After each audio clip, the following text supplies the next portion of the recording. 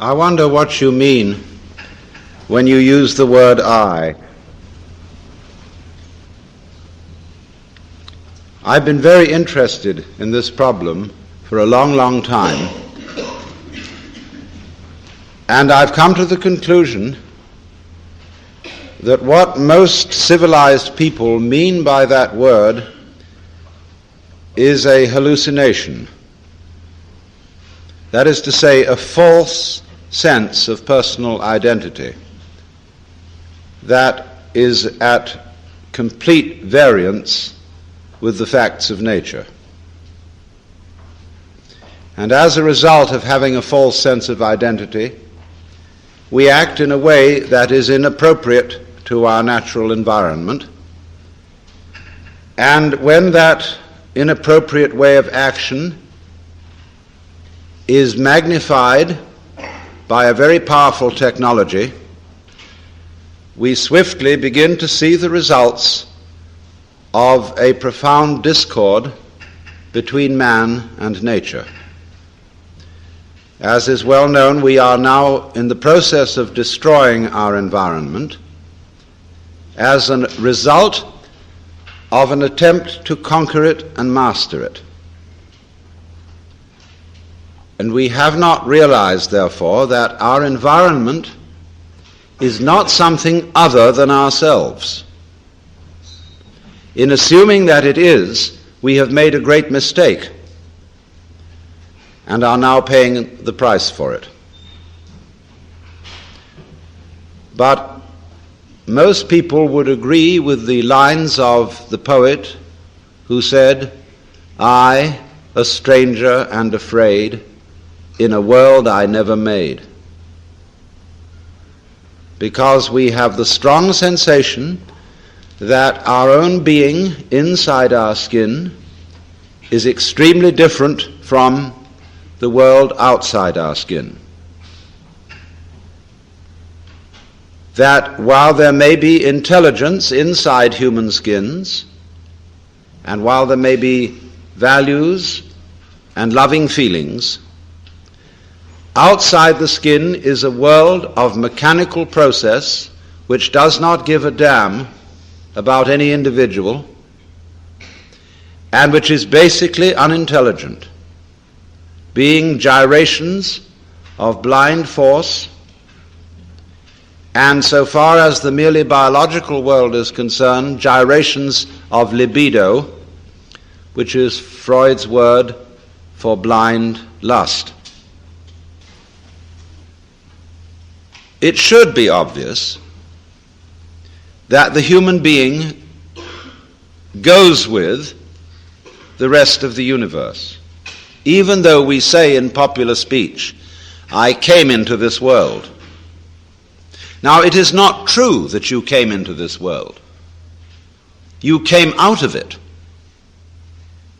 In the same way as a flower comes out of a plant, or a fruit comes out of a tree.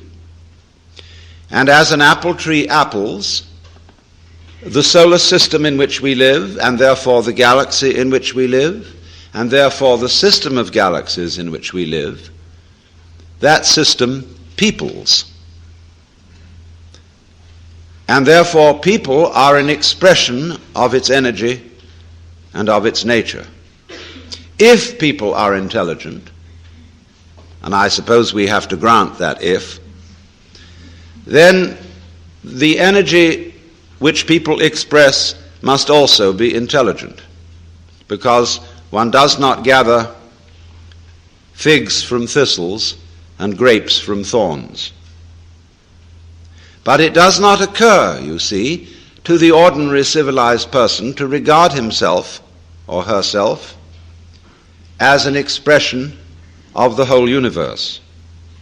It should be obvious that we cannot exist except in an environment of earth, air, water, and solar temperature, that all these things go with us and are as important to us, albeit outside our skins, as our internal organs, heart, stomach, brain, and so forth. Now, if then we cannot describe the behavior of organisms without at the same time describing the behavior of their environments, we should realize that we have a new entity of description. Not the individual organism alone, but what would now be called a field of behavior, which we must call rather clumsily the organism environment. You go with your environment in the same way as your head goes with the rest of your body. You do not find in nature faces arriving in the world sui generis. They go with a body. But also bodies do not arrive in a world which would be, for example, a plain ball of scrubbed rock floating without an atmosphere far away from a star. That will not grow bodies. There is no soil for bodies. There is no complexity of environment which is body producing.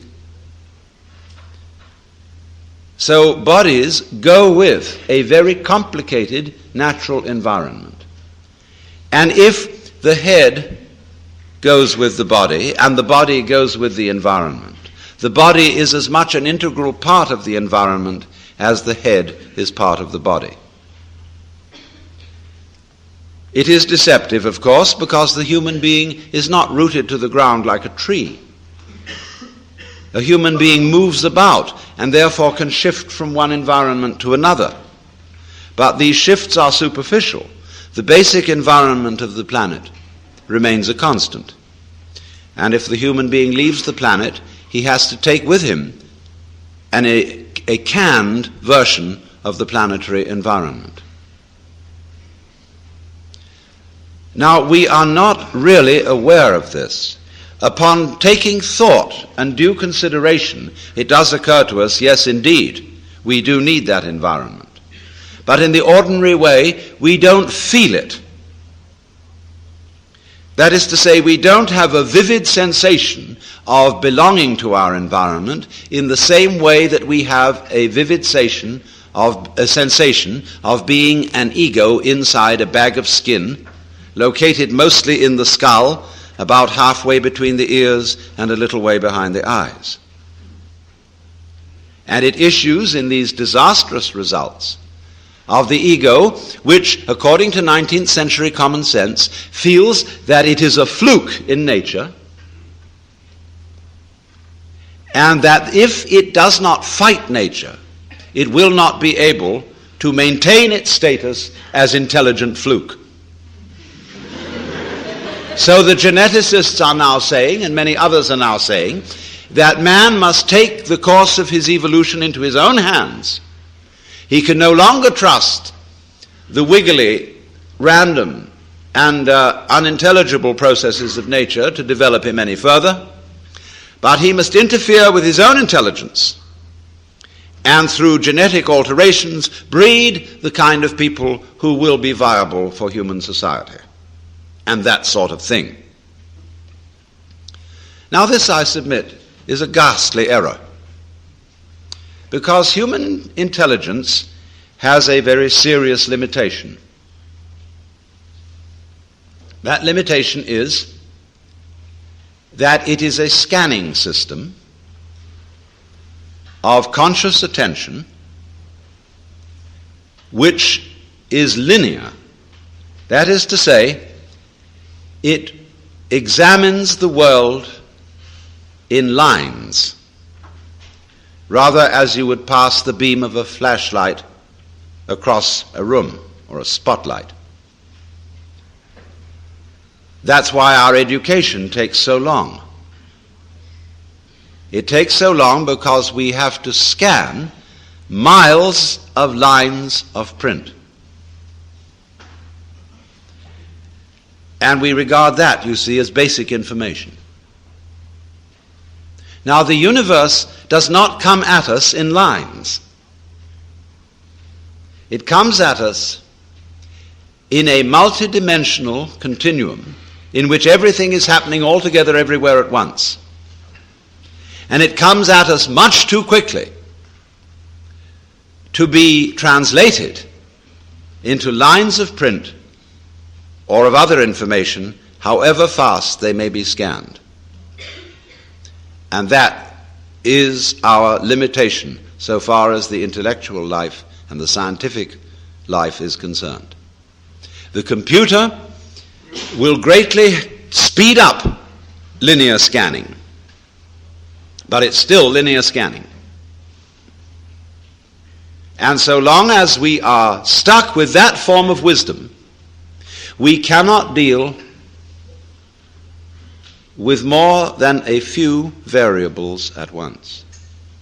Now, what do I mean by that? What is a variable? A variable is any one linear process. Let's take music. When you play a Bach fugue, and there are 4 parts to it, you have 4 variables. You have 4 moving lines, and you can take care of that with 2 hands. An organist, using 2 feet, can put in 2 more variables and have 6 going. And you may realize, if you've ever tried to play the organ, that it's quite difficult to make 6 independent motions go at once. The average person cannot do that without training. The average person cannot deal with more than 3 variables at once without using a pencil. Now, when we study physics, we are dealing with processes in which there are millions of variables. This, however, we handle by statistics, in the same way as insurance companies use actuarial tables to predict when most people will die. If the average age of death is 65, however, this prediction does not apply to any given individual. Any given individual will live to plus or minus 65 years. And the range of difference may be very wide indeed, of course. But this is all right. The 65 guess is all right when you're doing large-scale gambling. And that's the way the physicist works in predicting the behavior of nuclear wavicles. But the practical problems of human life deal with variables in the hundreds of thousands. Here, statistical methods are very poor, and thinking it out by linear consideration is impossible. With that equipment, then, we are proposing to interfere with our genes. And with that equipment also, be it said, we are trying to solve our political, economic, and social problems. And naturally, everybody has the sense of total frustration. And the individual feels, well, what on earth can I do? We do not seem to know a way of calling upon our brains, because our brains can handle an enormous number of variables that are not accessible to the process of conscious attention. Your brain is now handling, or your total nervous system, to be more accurate, your blood chemistry, the secretions from your glands, the behavior of millions of cells. It is doing all that without thinking about it. That is to say, without translating the processes it is handling into consciously reviewed words, symbols, or numbers. Now, when I use the word thinking, I mean precisely that process, translating what is going on in nature into words, symbols, or numbers. Of course, both words and numbers are kinds of symbols. Symbols bear the same relation to the real world that money bears to wealth. You cannot quench anybody's thirst with the word water, just as you cannot eat a dollar bill and derive nutrition from it. But using symbols and using conscious intelligence, scanning, has proved very useful to us. It has given us such technology as we have. But at the same time, it has proved too much of a good thing. At the same time, We've become so fascinated with it that we confuse the world as it is with the world as it is thought about, talked about, and figured about. That is to say, with the world as it is described. And the difference between these two is vast. And when we are not aware of ourselves, except in a symbolic way, we are not related to ourselves at all. We are like people eating menus instead of dinners. And that's why we all feel psychologically frustrated. So then we get back to the question of what do we mean by I? Well, first of all, obviously, we mean our symbol of ourselves. Now, ourselves, in this case, is the whole psychophysical organism, conscious and unconscious, plus its environment. That's your real self. Your real self, in other words, is the universe as centered on your organism. That's you. You say, let me just clarify that a little for one reason. What you do is also a doing of your environment. Your behavior is its behavior as much as its behavior is your behavior. It's mutual. We could say it is transactional. You are not a puppet which your environment pushes around, nor is the environment a puppet which you push around. They go together. They act together.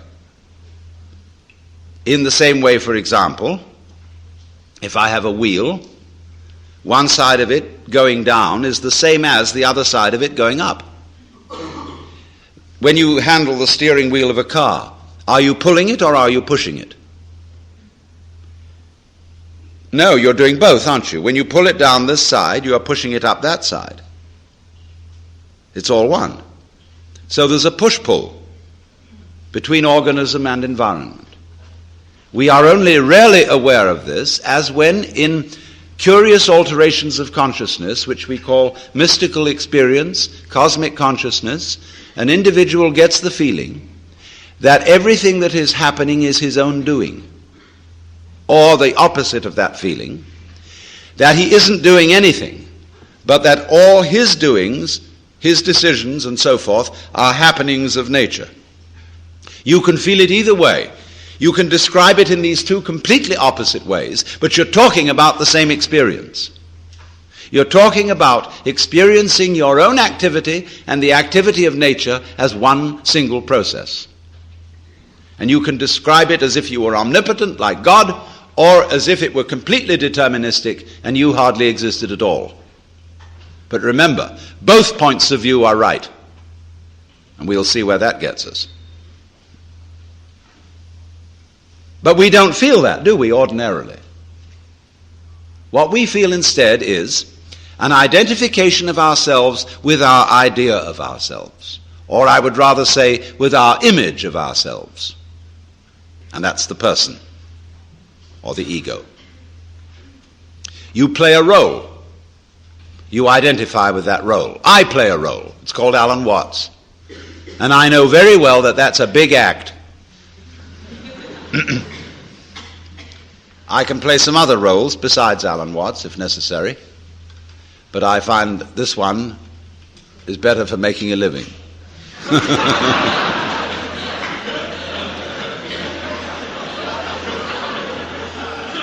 But I assure you it's a mask, and I don't take it seriously. You know, the idea of my being a kind of messiah or guru or savior of the world just breaks me up. Because I know me. So it's very difficult to be holy in the ordinary sense. So I know I'm not that. But most of us are taught to think that we are whom we are called. And when you're a little child, and you begin to learn a role, and your parents and your peers approve of your being that. They know who you are. You're predictable, so you can be controlled. But when you act out of role and you imitate some other child's behavior, everybody points the finger and says, you're not being true to yourself. Johnny, that's not you, that's Peter. And so you learn to stay Peter, or to stay Johnny. But of course, you're not either. Because this is just the image of you. It's as much of you as you can get into your conscious attention, which is precious little. Your image of yourself contains no information about how you structure your nervous system. It contains no information about your blood chemistry. It contains almost no information about the subtle influences of society upon your behavior. It does not include the basic assumptions of your culture, which are all taken for granted and unconscious. And you can't find them out unless you study other cultures to see how their basic assumptions differ.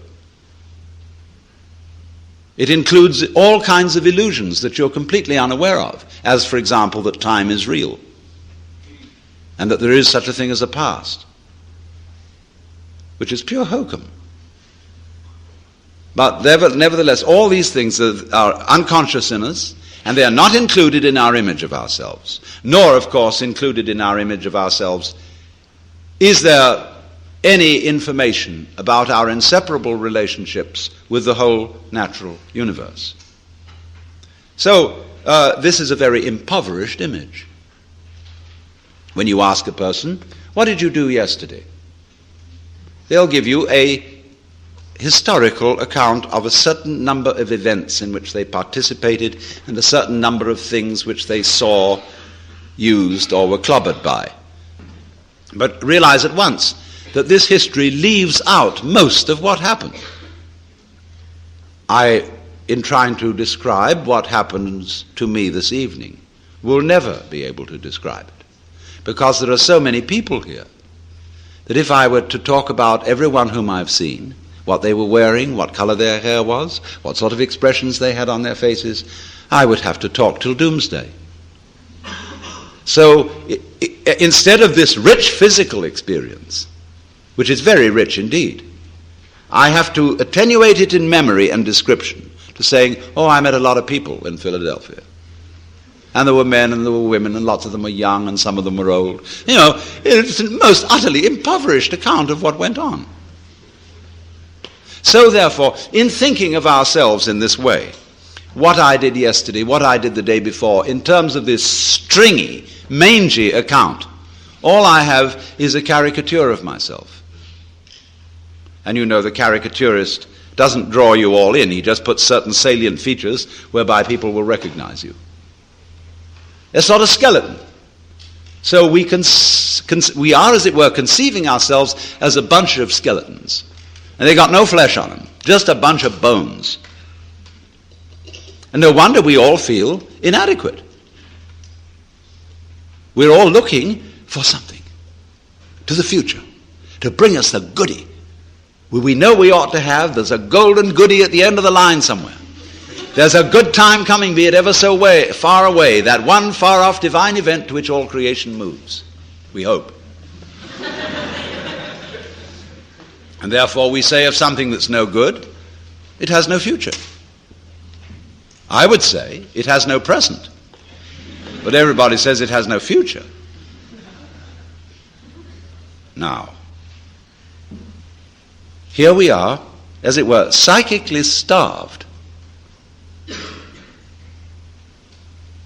And always, therefore, looking, seeking. And this confused seeking is going on everywhere. We don't know what we want. Nobody knows what they want. We say, yes, we think of what we want in vague terms. Pleasure, money, wealth, love, fulfillment, personal development. But we don't know what we mean by all that. If a person really sits down to figure out, write a long essay, 20 pages, on your idea of heaven, it'll be a sorry production. You can see it already in medieval art, whether it is depictions of heaven and hell. Hell is always much better than heaven.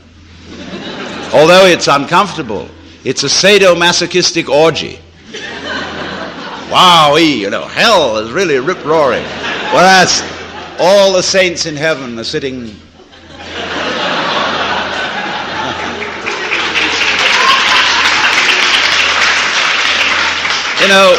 very, very smug and demure, like they were in church. And you see also the multitudes of the saved. Instead of this writhing, wormy thing, you can see all their heads, which the artist has drawn to abbreviate them, just the tops of their heads in masses. They look like cobblestone street. Flattened out. So, what has happened then is this. That our I is an illusion. It's an image. And it is no more ourself than an idol is the Godhead.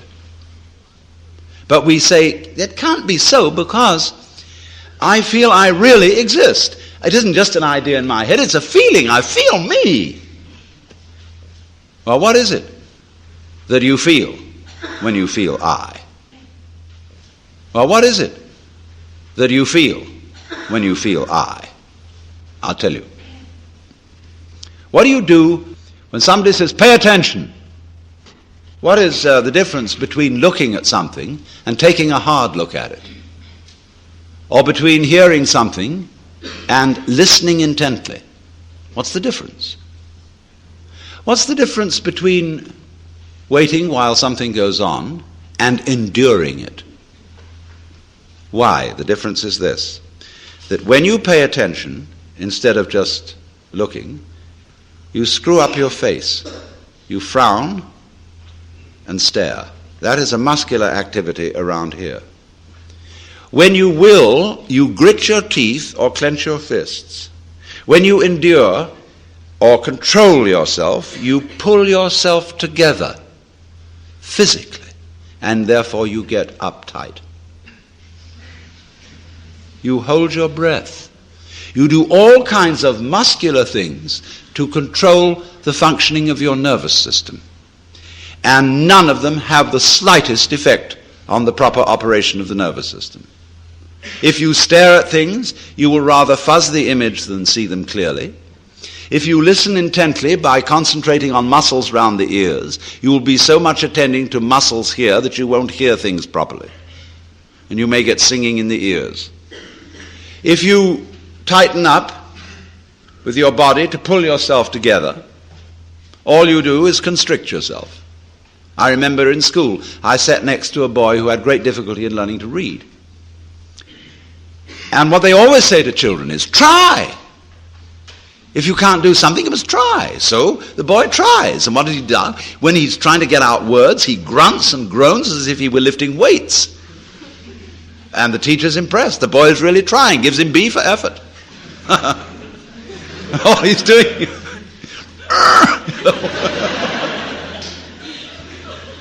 has nothing to do with it.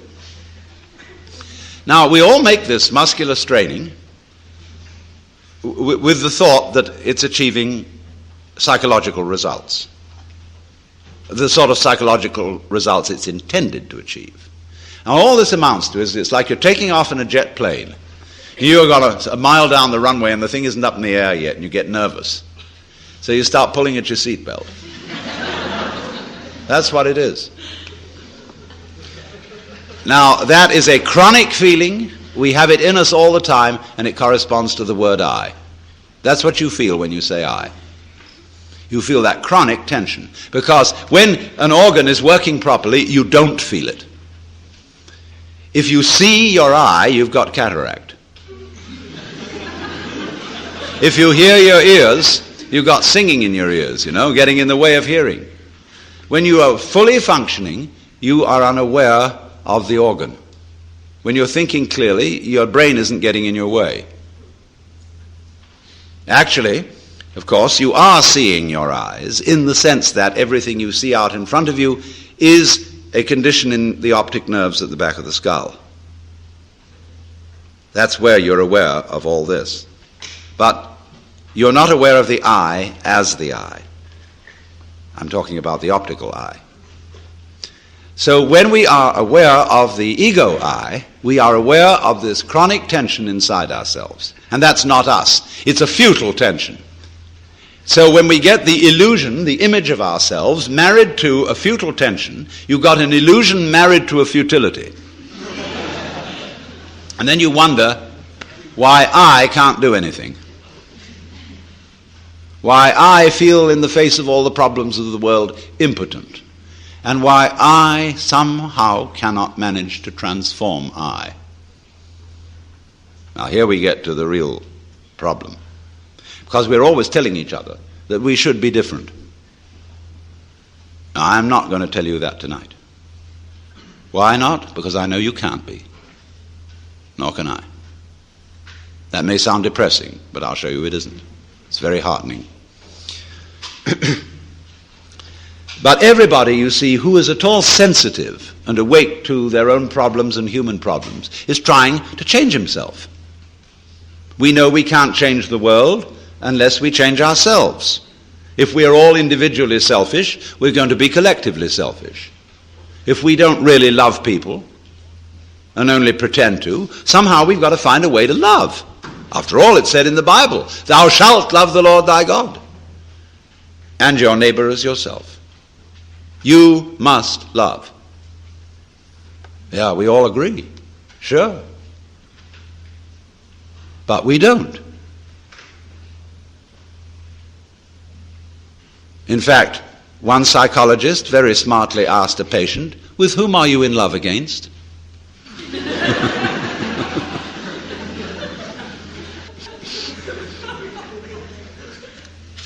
And this particularly becomes appalling when we enter into the realm of higher things, by which I mean spiritual development. Everybody these days is interested in spiritual development. And wisely, because we want to change our consciousness. Many people are well aware that this egocentric consciousness is a hallucination. And that they presume it's the function of religion to change it. Because that's what the Zen Buddhists and yogis and all these people in the Orient are doing. They are changing their state of consciousness to get something called satori, or mystical experience, or nirvana, or moksha, or what have you. And everybody around here is really enthused about that, because you don't get that in church. I mean, there have been Christian mystics, but the church has been very quiet about them.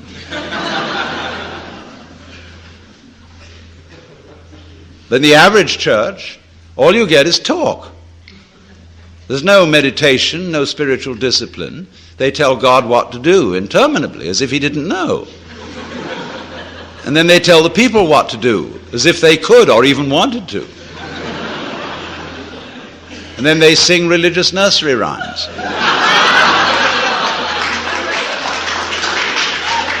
And then to cap it all, the Roman Catholic Church, which did at least have an unintelligible service, which was,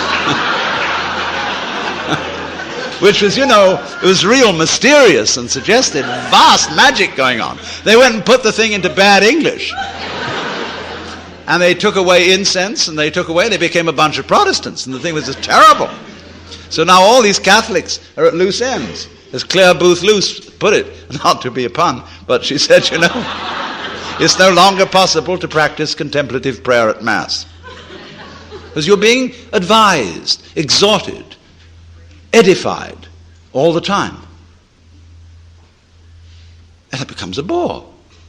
Think of God listening to all those prayers. Talking about grieving the Holy Spirit. It's just awful. People have no consideration for God at all.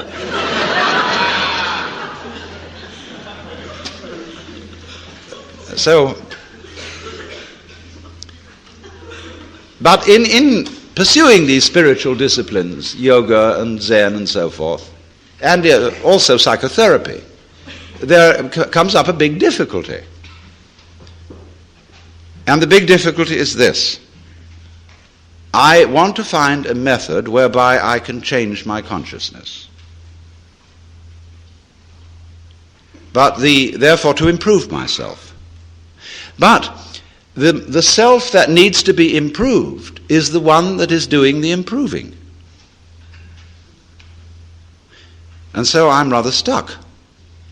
I find out the reason that I think I believe, say, in God, is that I sure hope that somehow God will rescue me. In other words, I want to hang on to my own existence. And I feel rather shaky about doing that for myself, but I just hope there's a God who will take care of it. Or if I could be loving, I would have a better opinion of myself. I'd feel better about it.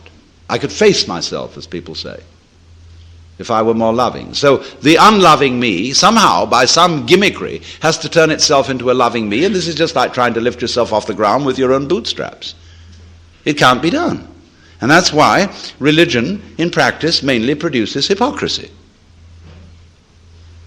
and guilt, because of the constant failure of these enterprises. Oh, people go and study Zen, and they come back and say, wow, getting rid of your ego is a superhuman task. I assure you it's going to be very, very difficult to get rid of your ego. You're going to have to sit for a long time, and you're going to get the sorest legs. It's hard work. And all you wretched kids who think you're getting rid of your ego on pot or something or other and easy yoga, you don't know what you're in for when it really comes down to the nitty-gritty. Well, you know, the biggest ego trip going is getting rid of your ego.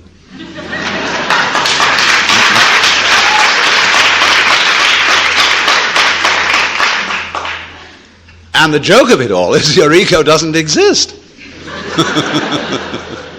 There's nothing to get rid of.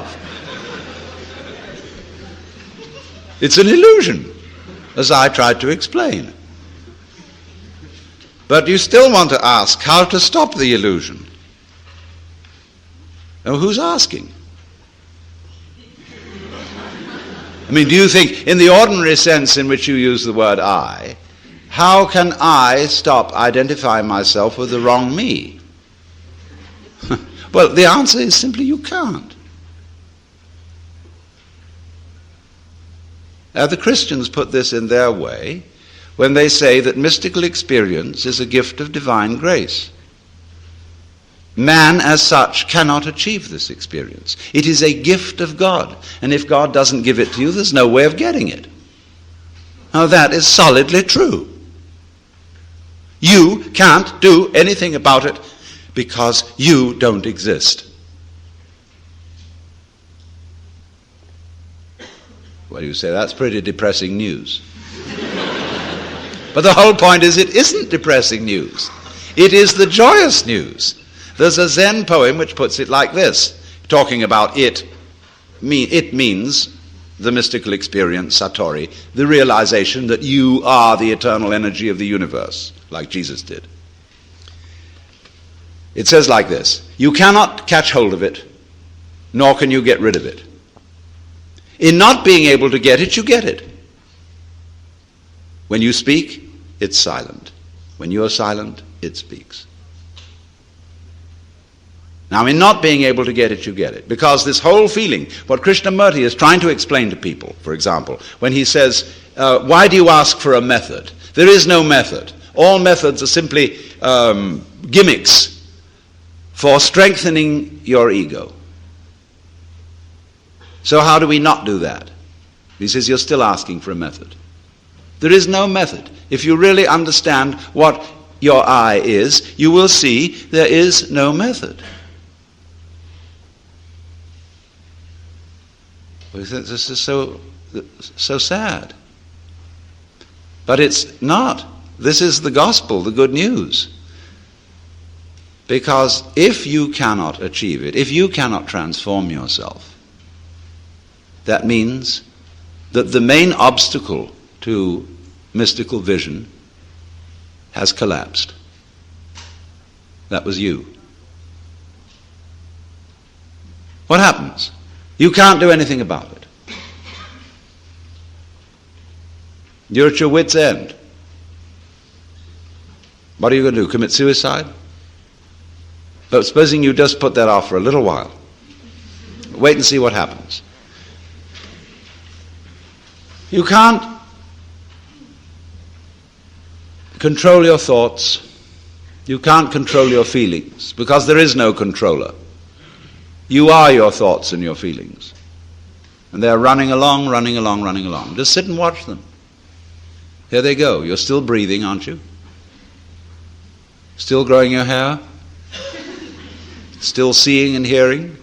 Are you doing that? I mean, is breathing something that you do? Do you see? I mean, do you organize the operations of your eyes? Know exactly how to work those rods and cones in the retina? Do you do that? It's a happening. It happens. So you can feel all this happening. Your breathing is happening. Your thinking is happening. Your feeling is happening. Your hearing, your seeing. The clouds are happening across the sky. The sky is happening blue. The sun is happening shining. There it is. All this happening. And may I introduce you? This is yourself. This begins to be a vision of who you really are. And that's the way you function. You function by happening, that is to say, by spontaneous occurrence. And this is not a state of affairs that you should realize. I cannot possibly preach it to you, because the minute you start thinking, I should understand that, this is this stupid notion again of I should bring it about, when there is no you to bring it about. See, that's why I'm not preaching. You can only preach to egos. All I can do is to talk about what is. It amuses me to talk about what is because it's wonderful. I love it, and therefore I like to talk. If I get paid for it, then I make my living. And sensible people get paid for doing what they enjoy doing. So this is not you see, this is the whole approach here is not to convert you, not to make you over, not to improve you, but for you to discover that if you really knew the way you are, things would be sane. But you see, you can't do that. You can't make that discovery because you're in your own way. So long as you think, I'm I. So long as that hallucination blocks it.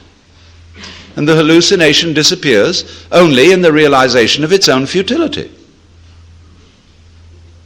When at last you see you can't do it. You cannot make yourself over. You cannot really control your own mind. See, when we try to control the mind, a lot of yoga teachers try to get you to control your own mind, mainly to prove to you that you can't do it. There's nothing, a fool who persists in his folly will become wise. So what they do is they speed up the folly. And so you get concentrating. And you can have a certain amount of superficial and initial success by a process commonly called self-hypnosis. And you can think you're making progress. And a good teacher will let you go along that way for a while until he really throws you with one. Why are you concentrating?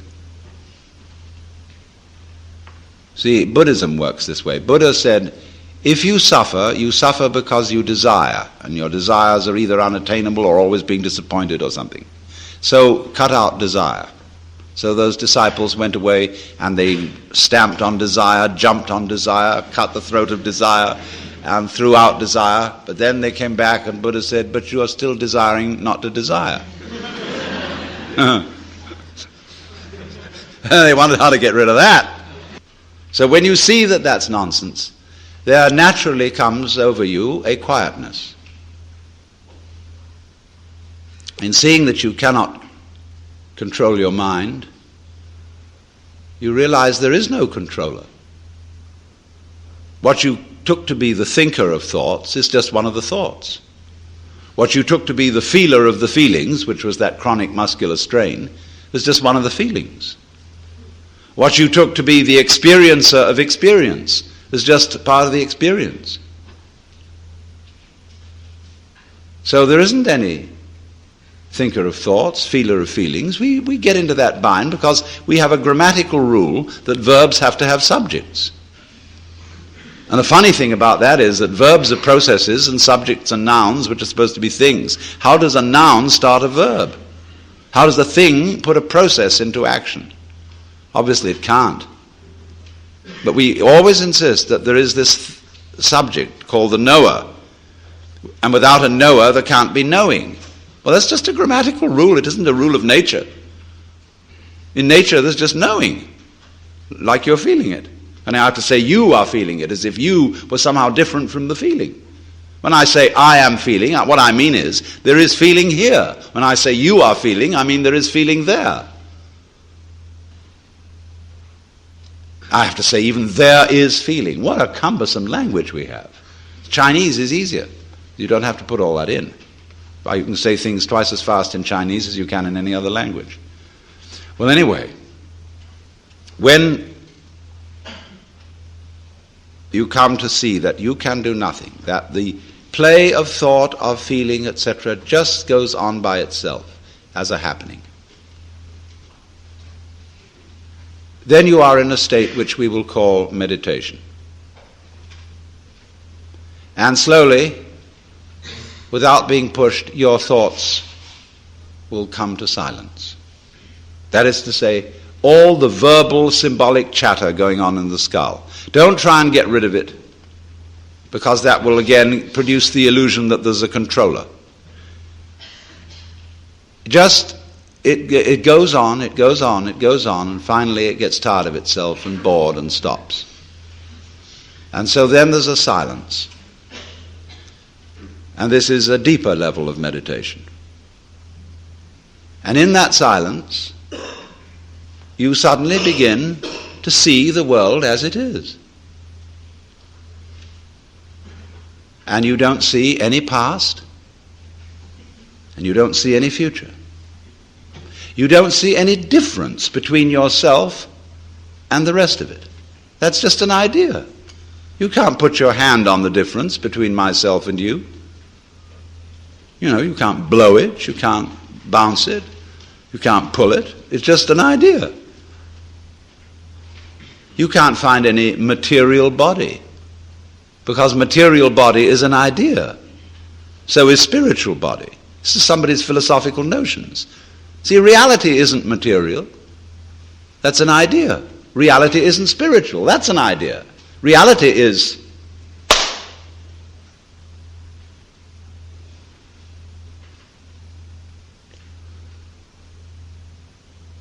so we find, if I've got to put it back into words, that we live in an eternal now.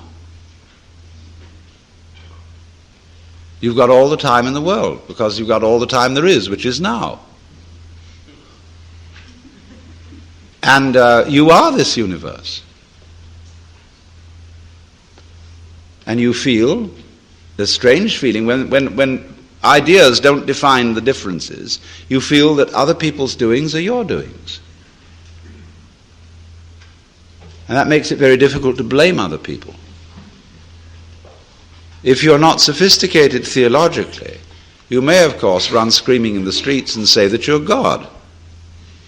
In a way, that's what happened to Jesus, because he wasn't sophisticated theologically. He only had Old Testament biblical theology behind him. If he'd had Hindu theology, he could have put it more subtly. But it was only that rather primitive theology of the Old Testament. And that was a conception of God as a monarchical boss. Thanks. And you can't go around and say, I'm the boss's son.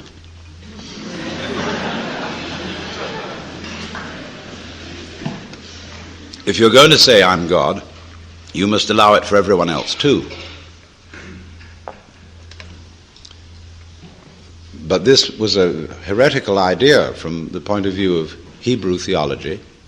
And so what they did with Jesus was they pedestalized him. That means kicked him upstairs so that he wouldn't be able to influence anyone else. And only you may be God. And that stopped the gospel cold right at the beginning. It couldn't spread. Well, anyway, this is therefore to say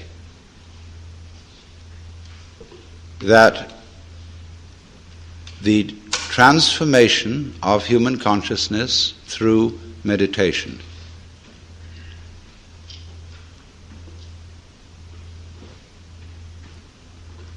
is frustrated so long as we think of it in terms of something that I myself can bring about by some kind of wangle, by some sort of gimmick. Because you see, that leads to endless games of spiritual one-upmanship and of guru competitions. Of my guru is more effective than your guru. My yoga's faster than your yoga. I'm more aware of myself than you are. I'm humbler than you are. I'm sorrier for my sins than you are. I love you more than you love me. This interminable goings-on about which people fight and wonder whether they are a little bit more evolved than somebody else and so on. All that can just fall away. And then we get this strange feeling that we have never had, you see, in our lives, except occasionally by accident. Some people get a glimpse that we are no longer this poor little stranger and afraid in a world it never made, but that you are this universe, and you are creating it at every moment, because you see, it starts now. It didn't begin in the past. There was no past. See, if the universe began in the past, when that happened, it was now. See? Well, it's still now. And the universe is still beginning now, and it's trailing off like the wake of a ship from now. And the wake of the ship fades out, so does the past. You can look back there to explain things, but the explanation disappears. You'll never find it there. Things are not explained by the past. They're explained by what happens now. That creates the past. And it begins here. That's the birth of responsibility. Because otherwise, you can always look over your shoulder and say, well, I'm the way I am because my mother dropped me. And she dropped me because she was neurotic because her mother dropped her. And away we go back to Adam and Eve, or to a disappearing monkey or something. We never get at it. But in this way, you're faced with it, you're doing all this.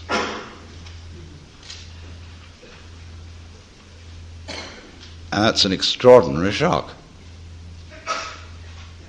So, cheer up. You can't blame anyone else for the kind of world you're in.